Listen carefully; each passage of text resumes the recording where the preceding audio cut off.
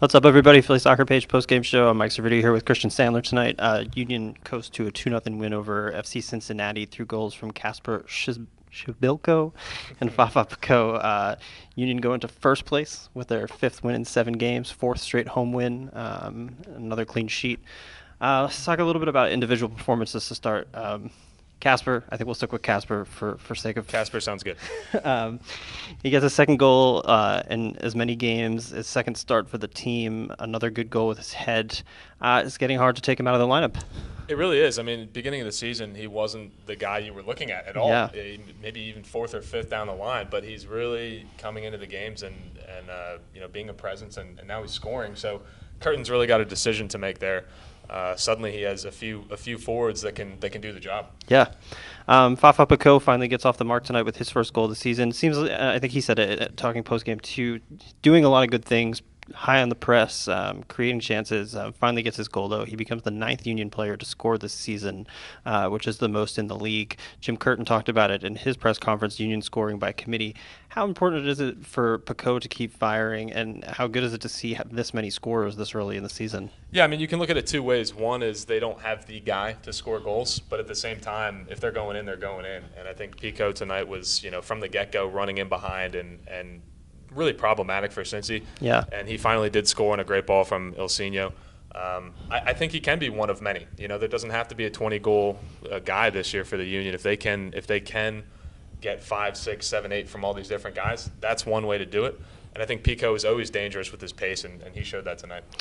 I think the one negative that you can probably look at tonight for the Union is they're forced into a first-half substitution. Matt Freese comes up with an abdominal problem. He's gone to hospital for some scans, it seemed, but it doesn't look good, and it certainly doesn't feel like he's going to be available for the game Saturday. Carlos Cornell comes in, makes a couple of saves. I thought looked reasonably well. How disconcerting is it with the Union's goalkeeping situation right now? Yeah, really bad timing on this whole thing with Freese. Obviously, Andre Blake is out with an injury as well. He looked in a lot of pain. I'd be shocked if he were back on Saturday. He was really uncomfortable. So really, we have no idea who's going to be on the roster come Saturday as a backup goalkeeper. Definitely something to keep an eye on because you don't want to get any lower. Yeah. We were talking a little bit about in the press box the second half. Definitely felt like the pressure was building for the Union throughout the half, and it felt like a game where it needed some Ilsinho, just that extra touch of class in the final third. He does come on and ends up setting the goal. Great substitution. Yeah, we've said this before. Ilsinho, I think, is one of those guys. He may even be more effective off the bench than he is starting because he's just taking guys on. He's full of energy. And if he has more of it, defenders are going to pay. And that's what happened tonight. Cincinnati was just getting peppered with shots. And then Ilsinho comes on. It's like, oh, man, we just can't keep up with this guy. And, I think it was 2 minutes. He comes on, takes a guy on, slip through to Pico.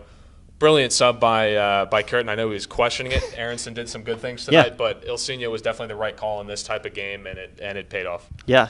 I think it would be wrong to not give us a shout out to Spencer Ritchie tonight, who on a different night might be a man of the match, and probably it could have been 4 or 5 for the Union if not for some really terrific saves from the Cincinnati goalkeeper. Yeah, no question. He was really impressive, and we just kept saying that they got to score. It's got to come, and Ritchie was like, well, maybe not yet, and he kept making diving saves. So credit to him. This really could have been a lot more comfortable for the Union on the scoreboard.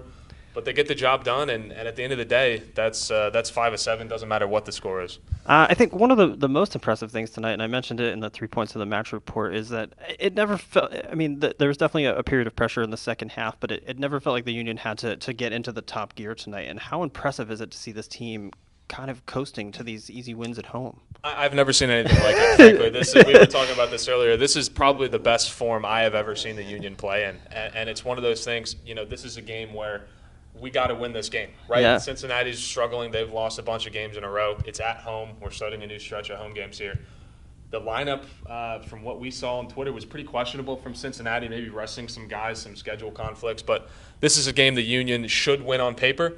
And they do win, and that's saying something because this Union team is getting the job done, and it doesn't really matter how it's happening. I think it's really impressive, frankly. I think one of the guys that a lot of fans have been clamoring to see this season after the trade of Keegan Rosenberry was Olivier Mbaizo. He gets 2 starts in a row after Kai Wagner is suspended. Ray Gaddis moving to left back. I thought he had a bit of an uneven game in Vancouver. I thought he was a little bit more assured tonight, and I think it was really terrific to see him grab the assist on Shabalko's goal. I was very impressed with him. What I like is he's not afraid to put some skill moves on. To get around a guy individually and get that cross in. He brings a little bit more flair than we've seen. And what a great ball. I think we were all surprised he was actually onside, but it was well timed and terrific ball. I think he's making a case for the starting job. Absolutely. All right, I think we'll wrap up there. Union hosts New England Revolution this Saturday, so a quick turnaround. It'll be interesting to see the lineup that Jim Curtin is able to feed then, and we'll be back here then.